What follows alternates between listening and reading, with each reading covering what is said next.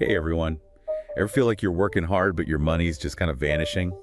Like you're stuck in this financial maze and you can't find your way out? It's a common feeling. A lot of people struggle with those sneaky money traps, the ones that keep us from hitting our financial goals. Right, and that's exactly why we're doing this deep dive today. We're going to unpack 5 of the most common money traps using insights from this article, 5 money traps keeping you broke. But even more importantly, we're going to figure out how to break free from them. Because let's be honest, these traps, they're often hidden in plain sight. They can blend in with our everyday habits so well that we don't even realize we're caught until we really take a closer look at what's going on with our finances. Okay, so let's just jump right in. And I think a good place to start is with a trap that's probably happened to a lot of us. Lifestyle inflation. Oh yeah, that's a classic. I know I've definitely fallen into this one before. Yeah. You get a raise or a promotion, woohoo, and suddenly it feels like, hey, I've got money to burn. But then, just as quickly, all your expenses, they start creeping up too. Yeah, it's a pattern we see a lot. You start thinking, hey, I deserve to treat myself, right?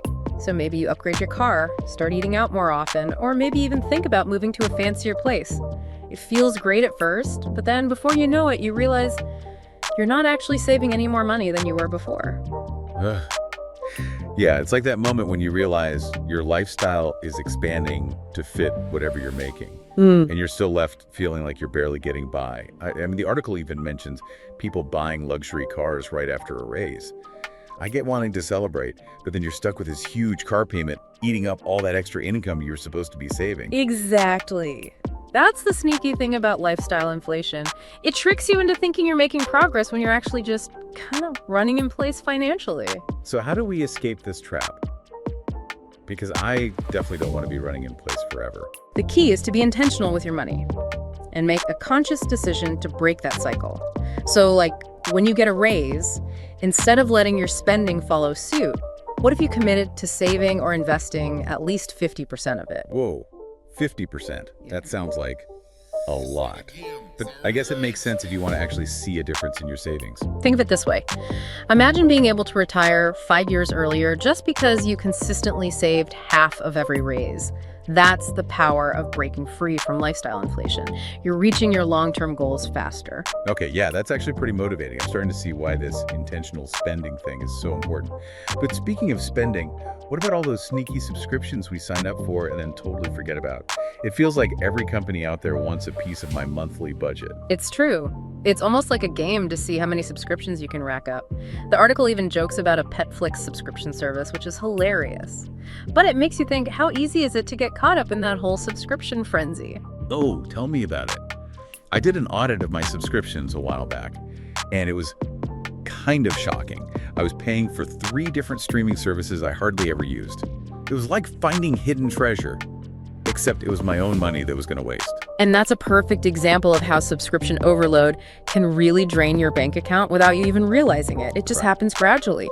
The crazy thing is, the average person spends over $200 a month on subscriptions they barely even use. Wait, seriously, $200 a month? That's like a whole weekend trip or a really nice dinner out. It is. It makes you realize how much those small monthly charges can add up if you're not paying attention. Absolutely. That's why it's so important to audit those subscriptions regularly, maybe every 3 months or so. It's a simple habit, but it can make a huge difference in your overall spending. Okay, so are you saying we should cancel all our subscriptions and live like hermits? Because I'm not sure I'm ready to give up my Netflix just yet. No. It's not about deprivation. It's about being mindful and making choices that align with your values. Ask yourself, do I actually use this subscription enough to justify the cost? Does it bring me value or joy? Or am I just paying for it out of habit? Okay, that's a good point. I guess it's like decluttering your finances, just like you get rid of clothes you never wear. You can get rid of those subscriptions that are just taking up space in your budget and not really giving you anything back. Exactly. It's about making your money work for you, not the other way around. Okay, so we've tackled lifestyle inflation, we've talked about subscription overload, but I have a feeling this is just the tip of the iceberg when it comes to money traps, right? You're absolutely right. There are a few more sneaky ones we need to uncover, and they might be lurking closer than you think. Uh-oh, this sounds ominous. I'm ready to dive deeper and see what other financial pitfalls we need to watch out for. All right, so we've talked about lifestyle inflation and all those sneaky subscriptions, but spending yet? I have a feeling there's another trap lurking out there. Yeah. And maybe it's hiding in our online shopping carts. Oh, you're definitely right about that.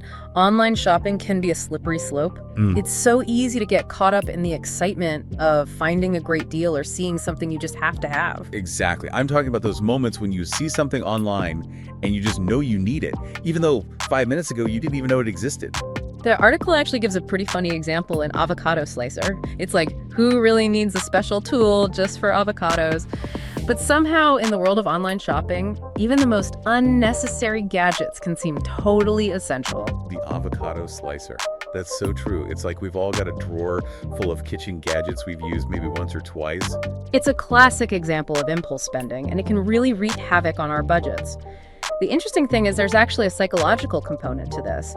Our brains get a hit of dopamine when we see something new and shiny, and that can override our rational decision-making. So it's like our brains are saying, treat yourself, you deserve it. Yeah. Even when our bank accounts are saying, no way. Exactly. And that's why having a strategy in place can be so helpful. The article suggests something called the 24-hour rule. Okay, I'm listening. What's the 24-hour rule? It's pretty simple. Before you buy anything non-essential, especially online, give yourself 24 hours to think it over. So it's like hitting the pause button on that instant gratification and really considering if you actually need or want that item. Precisely. Chances are after a day, that urge to buy will have faded, and you'll be amazed at how much money and clutter you can save by implementing this one little rule. I love that. It's like giving your rational brain a chance to catch up with your impulsive side. Okay, so we've talked about lifestyle inflation, sneaky subscriptions, and now impulse buying. But let's shift gears a bit and talk about something that might be a little less fun, but equally important, debt. Ah, yes, debt. The elephant in the room for many people. It's definitely not the most exciting topic, but it's something we all need to face head on. Sooner or later, those bills are going to catch up with us. That's true. And ignoring debt is like trying to outrun your shadow. It's just going to keep following you. The longer you wait, the bigger the problem becomes. The article makes a good point about this. They compare ignoring debt to leaving dirty dishes to pile up in the sink. It doesn't make them go away. It just makes the mess worse. Exactly. And it's not just about the financial burden. There's also a big psychological toll that comes with carrying debt. It can weigh on your mind, cause stress, and even affect your relationships. It's that feeling of constantly playing catch-up, never quite being able to get ahead. It can be really draining. But I know there are strategies for tackling debt and getting back on track. Absolutely. There are actually two popular methods that people find helpful: the Snowball method and the Avalanche method. Okay, those names sound kind of fun, like debt-fighting superheroes. Tell me more about how they work. Well, with the Snowball method, you focus on paying off your smallest debt first, regardless of the interest rate. It's all about building momentum and getting those quick wins to stay motivated. So you're knocking out those smaller debts one by one, like dominoes. Exactly. And each time you pay off a debt, you free up more money to put towards the next one. It's a great strategy for people who need that extra boost of encouragement to stay on track. I can see how that would be really motivating. It's like a positive feedback loop. You pay off one debt, you feel good, and that gives you the momentum to tackle the next one. Exactly. Now, the Avalanche method's a bit different. This one's more strategic. You focus on paying off the debt with the highest interest rate first, regardless of the balance. So it's less about those quick wins and more about minimizing the total amount of interest you'll pay over time. Precisely. The Avalanche method is all about saving money in the long run. By tackling those high-interest debts first, you're reducing the overall cost of your debt significantly. So it's kind of like a long-term investment in your financial well-being. Exactly. Now, both methods have their pros and cons, and the best one for you will depend on your individual situation and personality. That makes sense. There's no one-size-fits-all approach to debt repayment. Exactly. If you're someone who thrives on those quick wins and needs that extra motivation, the Snowball method might be a better fit. But if you're more analytical and want to save the most money possible, the Avalanche method might be the way to go. I love that you're emphasizing that there's no right or wrong answer. It's all about finding what works best for you. Okay, so we've covered 3 major money traps so far: lifestyle, inflation, subscription overload, and impulse spending. We've also talked about the importance of facing our debts and finding a strategy that works for us. But I feel like there's one more piece of the puzzle that we need to address. What about those unexpected expenses that seem to pop up at the worst possible time? A broken appliance, a sudden car repair, a medical emergency. Life is full of surprises, and not all of them are good ones. You're absolutely right. Those unexpected expenses can really throw a wrench in our financial plans, especially if we're not prepared for them. Exactly. It's like life loves to throw us curveballs just when we think we're starting to get a handle on things. Yeah. But there's got to be a way to protect ourselves from those financial surprises, right? That's We're talking about having an emergency fund, right? That's like our financial safety net. Exactly. It's like having a spare tire in your car. You hope you never have to use it, but when you do, you're really glad it's there. It's like that feeling of knowing you can handle those curveballs without having to panic or go into debt. Exactly. Having an emergency fund gives you options and peace of mind. It means you're not constantly living on the edge, wondering what would happen if something unexpected came up. The article really drove that point home with that story about the person whose car breaks down in the middle of nowhere with no money to fix it. Talk about a nightmare scenario. It really highlights how important it is to have that financial cushion, just in case. Yeah. It's not about being pessimistic. It's about being prepared for whatever life throws your way. Okay, so we know we need an emergency fund, but how much should we actually aim to save? I imagine it's different for everyone. You're right. It does depend on your individual circumstances, things like your living expenses, your dependents, and your job. But a good rule of thumb is to aim for 3 to 6 months worth of essential living expenses. 3 to 6 months, that sounds like a lot, especially if you're starting from zero. I know it can seem daunting, but remember, you don't have to build it all at once. Start small, maybe $50 or $100 a month, and gradually increase it as you can. That makes it feel a lot more manageable. It's like any other goal, break it down into smaller steps, and it doesn't seem so overwhelming. Exactly. And think about how good it will feel as you see that emergency fund grow. It's like you're building a fortress of financial security brick by brick. Okay, so just to recap, we've covered 5 major money traps today. Lifestyle inflation, subscription overload, impulse spending, ignoring debt, and neglecting to build an emergency fund. We've also talked about practical strategies to escape those traps and start building a healthier relationship with money. Exactly. And I think the biggest takeaway for me is that knowledge is power.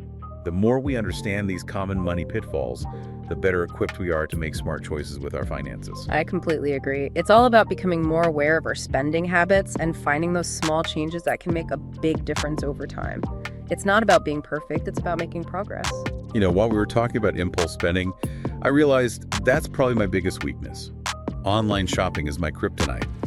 But that 24-hour rule you mentioned earlier, I'm definitely going to give that a try. That's fantastic. It's all about finding the strategies that work best for you and your lifestyle. And remember, even those small changes can add up to big results over time. So before we wrap up today, I have a little challenge for everyone listening. Think about which of these money traps resonates most with you. Which one do you feel has been holding you back? And then ask yourself, what's one small step you can take today to break free? Maybe it's setting a budget, canceling an unused subscription, or putting just $20 into your emergency fund this week. Any step, no matter how small, is a step in the right direction. Exactly. And remember, we're all on this journey together. We'd love to hear your thoughts and experiences, so feel free to share them on social media. And stay tuned for our next deep dive, where we'll explore even more fascinating topics to help you achieve your financial goals. Thanks for joining us, everyone. Until next time, stay curious, stay informed, and stay financially empowered. Bye for now. See ya!